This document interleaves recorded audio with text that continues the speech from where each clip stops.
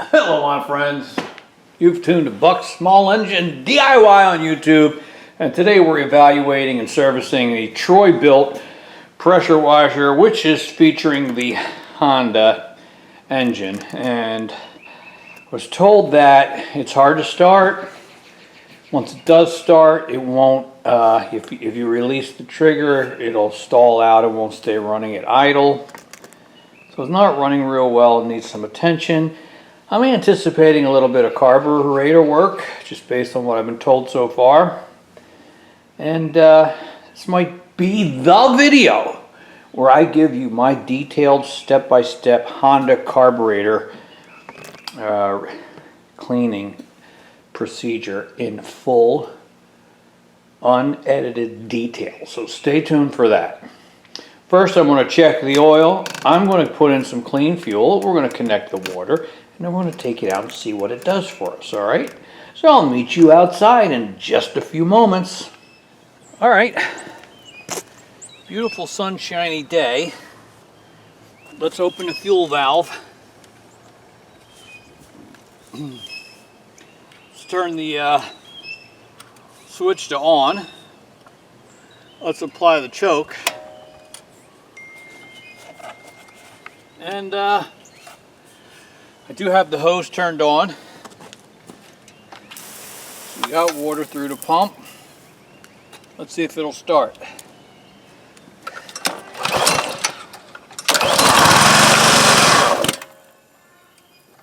It did start.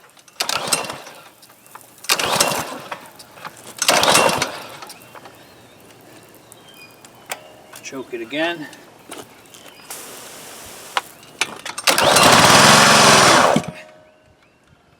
I'm going to stay started. I like to pull the trigger and release the pressure before attempting to start it again. So it runs briefly, whether I take the choke off or not, but it doesn't stay running.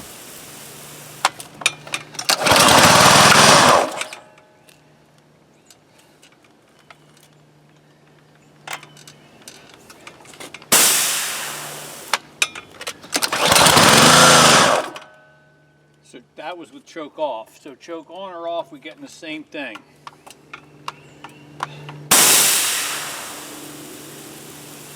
So now I'm going to do it again. I'm going to leave I'm going to pull the trigger on the wand so that it will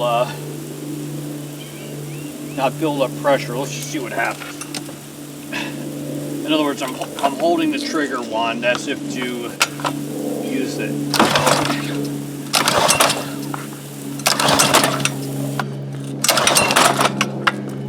Nothing now.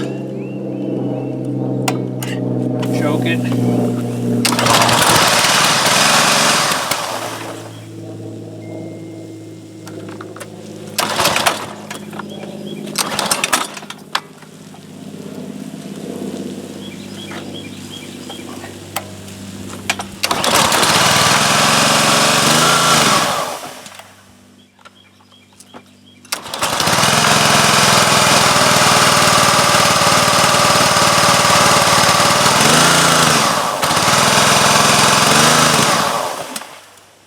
Alright, I think that's enough to see what we're dealing with here. It does want to run, and but the pump seems to be working okay also, but for whatever reason it's not staying running, and that's getting to be a frustration to the guy who owns this. So now that we've seen what it's doing, I do think we probably just need to do some carburetor work. Alright, so we're going to take down this carburetor. Pretty easy. I've already turned off the fuel. Open up the air filter. We'll probably change that out. And then all this comes off with these two 10mm bolts. And when I say it all comes off, it does all come off. And when I remove these bolts, all the air cleaner assembly, the carburetor, it all just drops out. It makes it a bit of a nightmare when we go to reinstall it. But in the past, I've showed you some of the tricks that I use for that.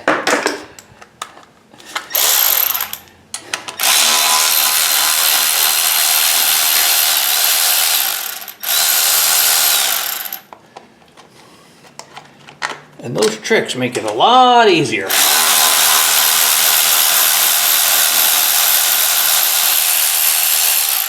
All right. So the bolts come out, and like I said, it all kind of drops. So we'll unplug the breather tube from the back of the air cleaner. Here's our air cleaner. There's a metal gasket or spacer. There's another gasket stuck on the front of the carburetor. And it's all loose now.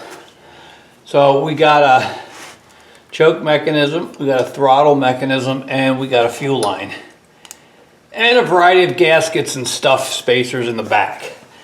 I just don't like these Honda fuel line clamps. They're just not easy to deal with.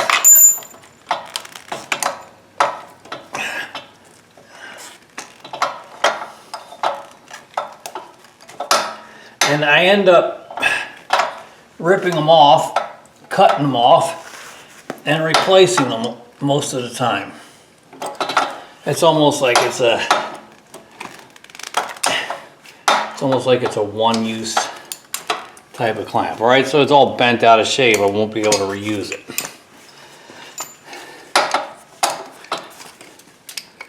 I like to twist the fuel line. And then I sometimes use side cutting pliers as a way to sort of like get in there and pry it.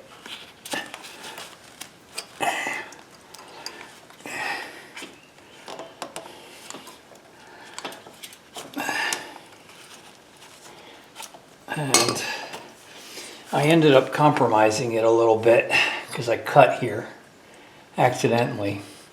May just be able to trim it, or I'll have to replace that whole piece. It's not a big deal really. This guy takes care of his equipment. He winterizes it. Let's move that out of the way. Which I don't even do to my equipment. Maybe because I know how to work on it, so if it doesn't want to start up in the spring, I know what to do. All right, so now I'm looking for my needle nose pliers, and I'm going to grab that wire spring in the back, release him. Now we're just going to carefully, okay, so our choke linkage came off, our throttle linkage came off, and there's our carburetor. So I can take him off.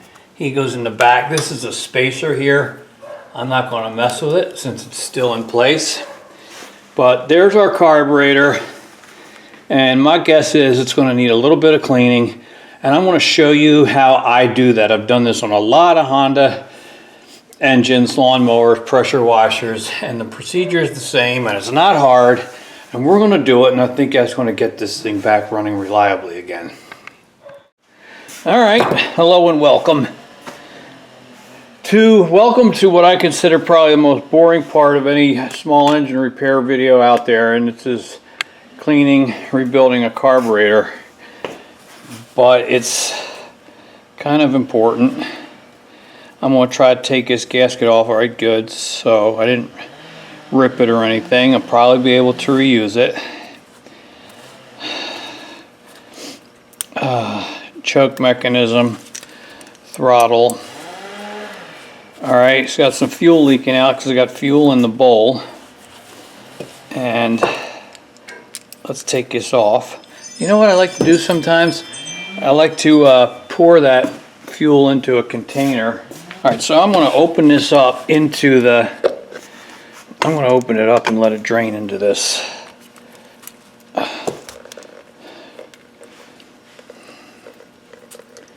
Now it's new fuel because I added new fuel before we tried to start it up.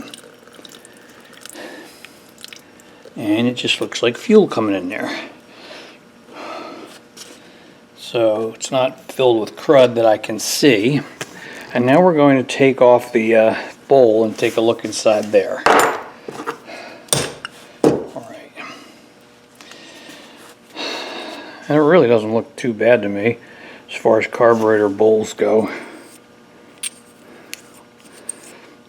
A little dirty, but not a big deal. That will clean up. Here's the float and needle. I'm going to take that off. Plastic float, there's the needle. It stays connected to it for now. There's our gasket. And now I got to reach down in here with a screwdriver and see if we can take out that main jet and emulsion tube that goes up the middle here. And they can stick. And that's soft metal, it's brass. Alright, so that one broke loose, that's all good. The guy who owns this told me he's only ever used the non-ethanol fuel, which is great. That's not available everywhere, but it is here where we live. And that's the best thing for your small engines. It's the fuel made with 10% ethanol that is very problematic. Alright, so it's completely loosened, but I got to get it to fall out of there. Sometimes I can see the emulsion tube sticking up there, and I can kind of push it down with a screwdriver. I think that came. But I just need those guys to fall out of there. Pretty sure it's as loose as it needs to be.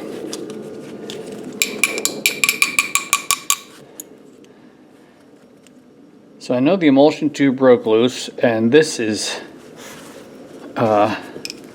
loose. They just don't always want to drop out onto the ground or onto the table. I'll be right back. I got a thin wire pin to kind of see if I can encourage that jet to drop out of there.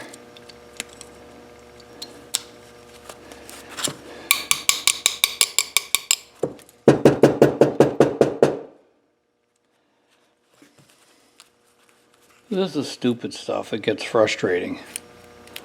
But I'm showing you the real deal today. The real deal. Come on.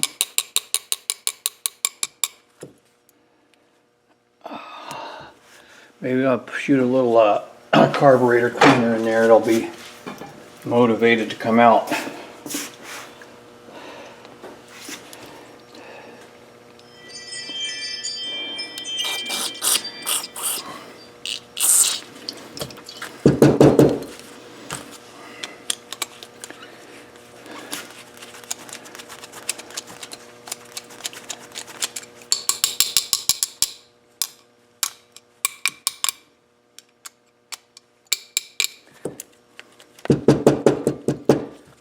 See, not a pain, stupid. Taking too much time just trying to get this thing to drop out.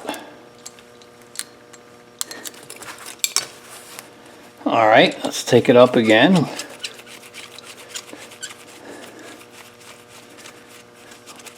Let's take it down again.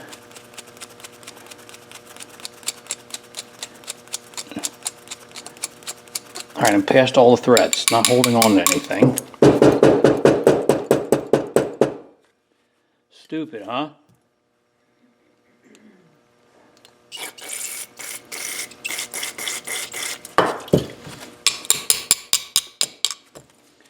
Alright, let's just let that soak for a little bit and then we'll come back. Okay, we're back, and I lied. I turned the camera off and fought with this a while before the jet and the emulsion tube finally fell through. So these are what I want to focus on here in this next part. This emulsion tube has lots of tiny holes, as well as the shaft. I want to clean this out. I got a series of brushes of different sizes. I got Carburetor Cleaner, and I'll use a brush to clean that inside out. What I want to try and explain to you guys is that carburetor cleaner isn't enough to break it down. The built-up stuff on these tiny holes needs something hard and physical. So I got this pin here, and I'm pushing this pin. You could use a pin like this, safety pin, tiny paper clip, bread tie wire, guitar string, something. And see, I'm pushing it through all the way through, sticking out this side. And so I'm using a physical scraping. You know, it's not just the solvent of the carburetor spray. It's, okay, so there we go. So you clean that out more thoroughly. Now that thing slides through there. You need to use some kind of physical scraping as well as your carburetor cleaner spray. Now some of these holes are so small that this pin's not going to fit through it because they're different sizes. But this particular one, I don't even know where I got this guy, but I'm cleaning these out with carburetor spray, but as well as scraping it with this metal pin, right? So that's these four at the bottom of the tube. Now these here that are closer to the top are tiny, so I can fit the tip of my pin in there and scrape it around, push it through.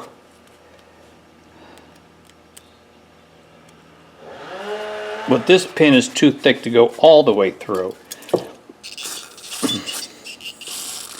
You want to use some kind of physical scraping. Now here's a tiny micro drill bit. He's actually still too big to go through. That one's really small. So then I got these little brushes, and I can push this guy up the center, and it's pretty tight in there. So this is doing the scraping on the inside of this tube. So that plus our spray,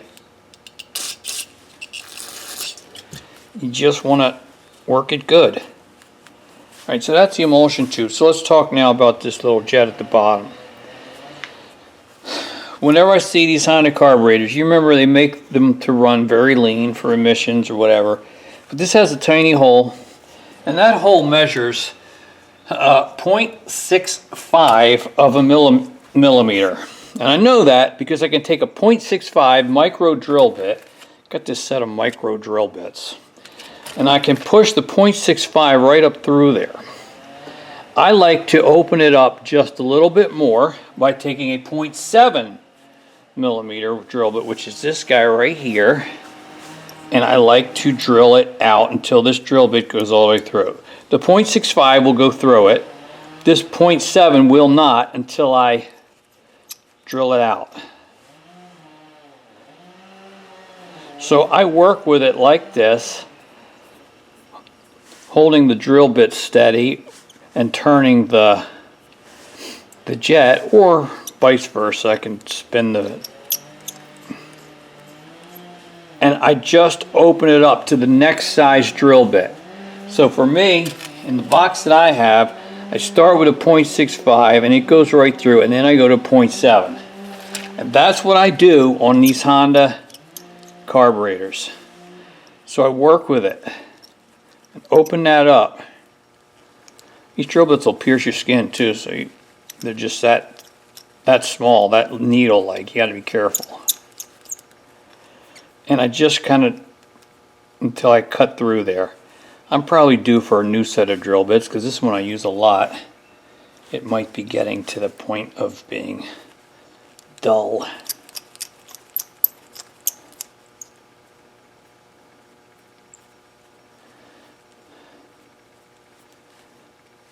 Alright, so I'm just going to work on that until it goes all the way through. And there he is. So we've cut that hole open just a tiny bit. You can see now that that the 0.7 millimeter drill bit goes through there. And I think opening it up just that little bit helps, just to give it a tiny bit more fuel. Alright, now spray it out with the spray. Alright, so I'm going to clean this bowl, and I think this time I'm going to put this whole thing. Sometimes we got a removable jet here on the top. This one does not. And I think I'm going to go to the trouble of putting this through the ultrasonic cleaner. I don't always do that. What we've done here with cleaning these sometimes is enough, but I want to get this one right. If it had a removable low speed jet, I would take that out and clean that, but since I can't, I do want to put it through the ultrasonic. And again, not very exciting, but just part of the process. Alright, so let's talk about ultrasonic cleaner. I think one of the secrets is to use hot water. And so I'm going to heat the water up first in this electric kettle. Heating it up in the ultrasonic cleaner takes forever. I don't have running water here at the shop, so I just refill these water bottles, and I'll use that for our... So we'll get this nice and hot,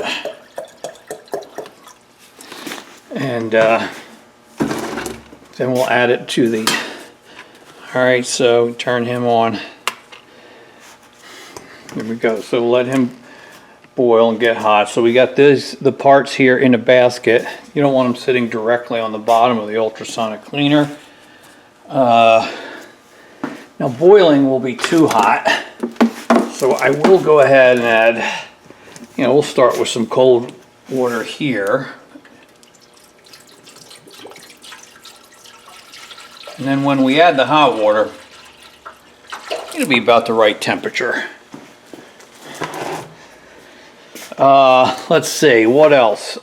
Detergent. This is just some cheap blue dishwashing detergent that I keep out here in a little bottle. I don't think the detergent's I don't think it's a big deal what you use. Some of that. And we're gonna let the water boil, and then when that's ready, we'll be back to get it going. Alright, our water's hot. Now, our ultrasonic cleaner set on 50 degrees Celsius. And that's 122 degrees Fahrenheit. Obviously our boiling water is more than that, but we're adding it already to cold water.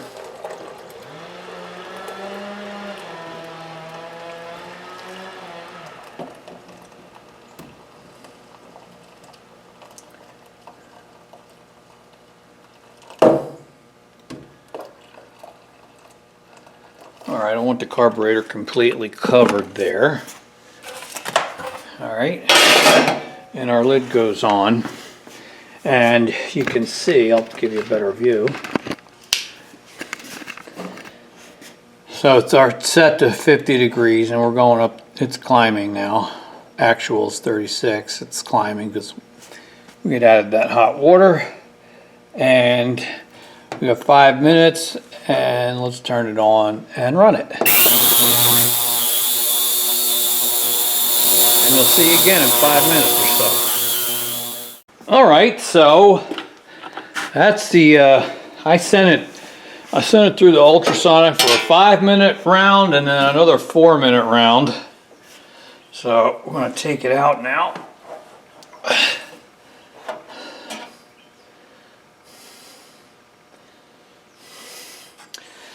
And then what I'm going to do is I'm going to just transfer it over to this bucket and rinse it out with some clean water.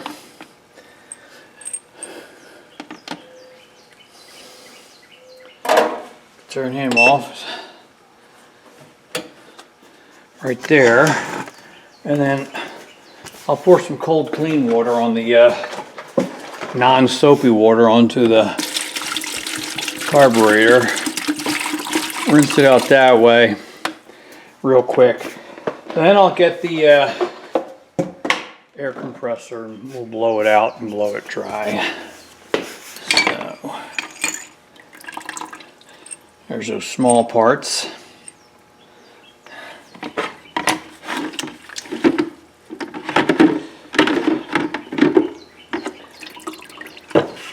And there's the main carburetor body.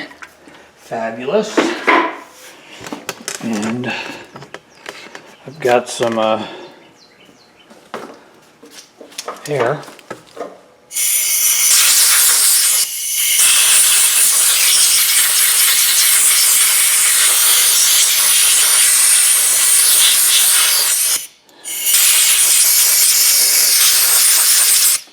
Alright, so I'll let that dry out a bit.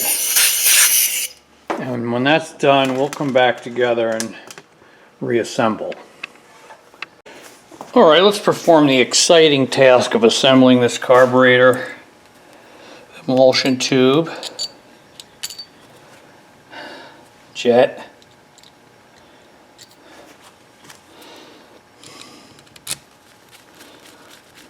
and we screw it down until it stops. And then just a little bit of tightness. Don't overdo it. Alright, next we're going to put the float and needle back in.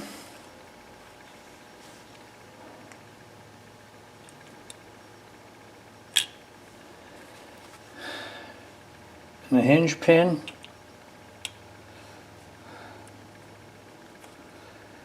Like so. It appears to be sitting level.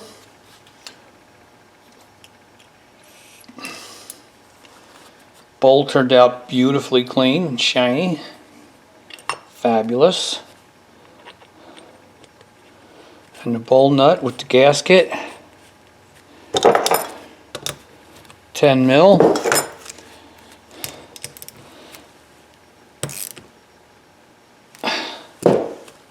And I think it's it. Now we're ready to go put it back on the pressure washer. Alright, so we're going to put the carburetor back on, and I have in other videos explained to you the system I use on these Honda carburetors to make it a little easier to install. And that is the use of threaded rod, M6 threaded rod, temporarily to hang the parts and components on, and then I replaced them with the original bolts. In the intervening times, I have not been idle. I changed the oil, I put in a new spark plug, I got a new air filter, and since I've had such trouble lately with plugged mufflers, I actually took the muffler down to make sure it was not plugged. I wanted to see if the spark arrestor was clogged. There is no spark arrestor on this one, so I think we're good to go. So we got to get our components up there, and I'm going to do it in such a way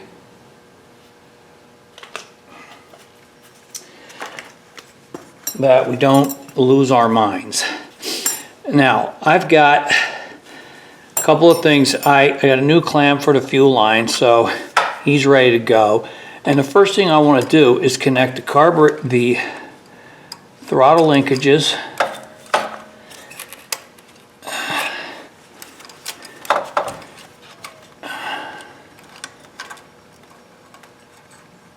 all right. It's a little challenging. Where's my needle nose?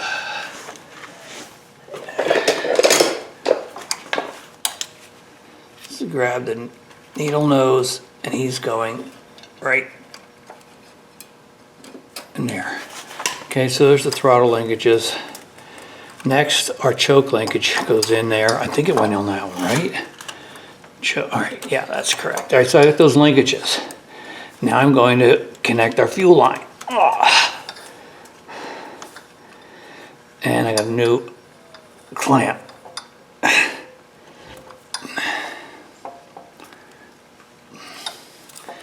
Alright, so next I've got my 2 threaded rods, which I'm going to use temporarily, just pushing them through. And then there's this gasket, goes back here. I'm going to hang the gasket on the threaded rod.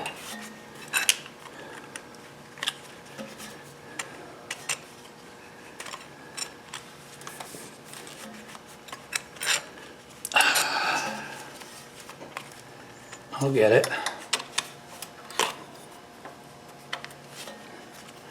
And then through that spacer, which is still in place, I'm going to start these threaded rods.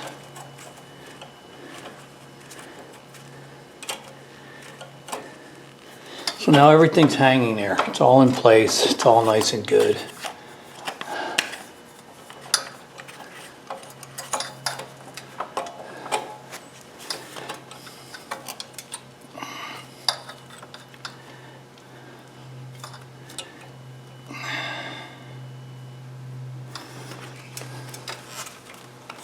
All right. Now I'm asking myself a question. Did I put this gasket on correctly?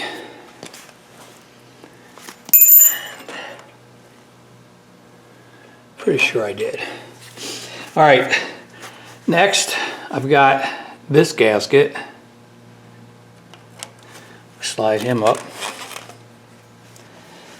And got a breather tube here, and this guy's coming on.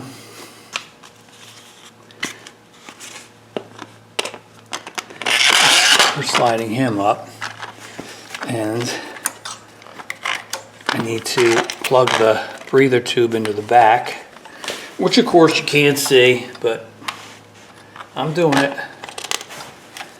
Now before I push it all the way up, make sure everything looks good. I think it does.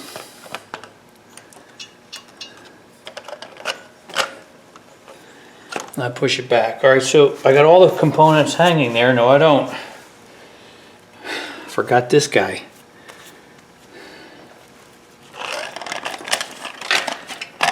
Plug in. And now I'm asking myself, where did these go?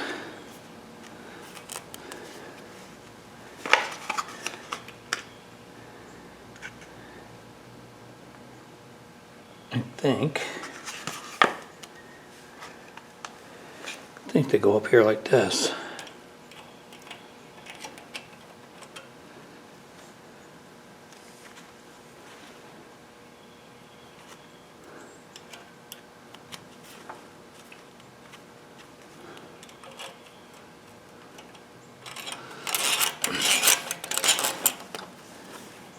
I probably should go back and look at our footage of the teardown to make sure I'm getting it back up together.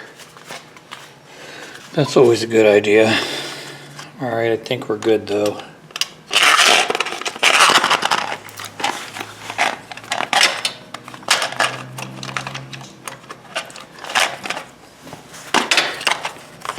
All right, I'm plugging in my breather tube into the back. Again, pushing it all up there and looking, everything seems okay. And so now I can replace these threaded rods with the original bolts. So I put some pressure there to hold it all in place. Remove the first threaded rod.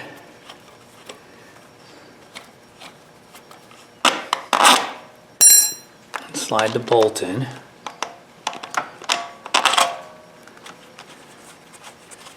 And get it started.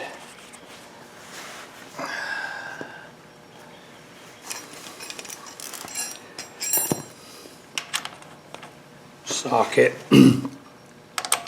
extension.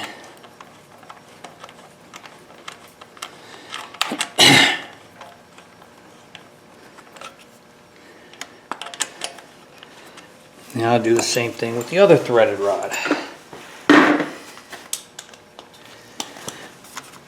Pressure.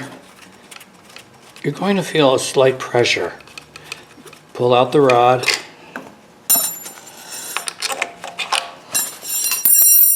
Replace it with the original bolt. And we tighten it up.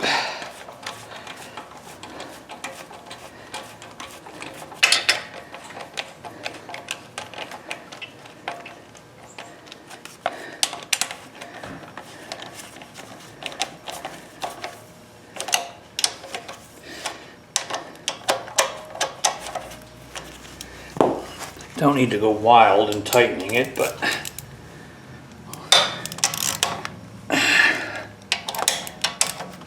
that's that. Choke seat works. Throttle, that seems good. And I think we're up and good. I think we did it. Put that guy up with a new air filter.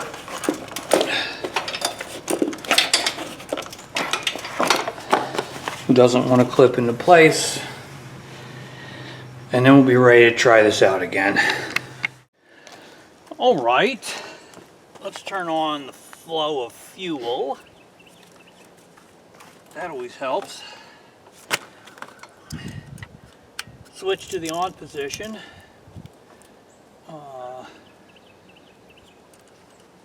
We'll pull the choke. We've got the water on. I think we're ready to try this.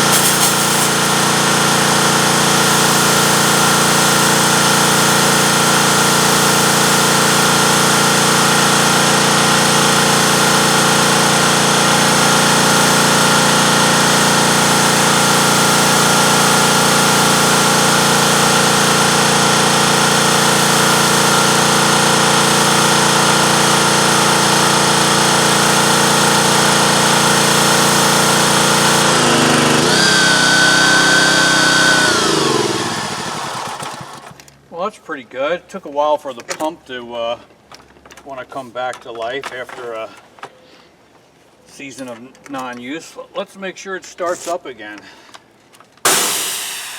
Release the pressure from the wand before you start it. Put that on the on position.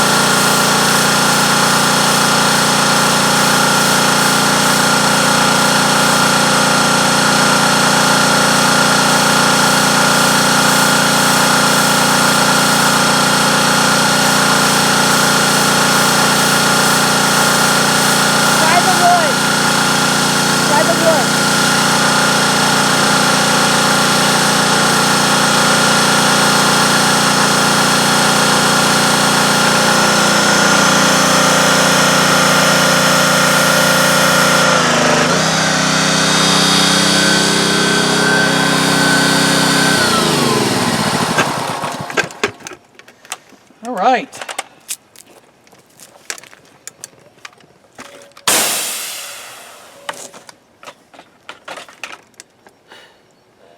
All right, that was long and drawn out carburetor thing, but you see that it worked. You know, we accomplished our objective and we resolved the customer's complaints of hard starting and won't stay running.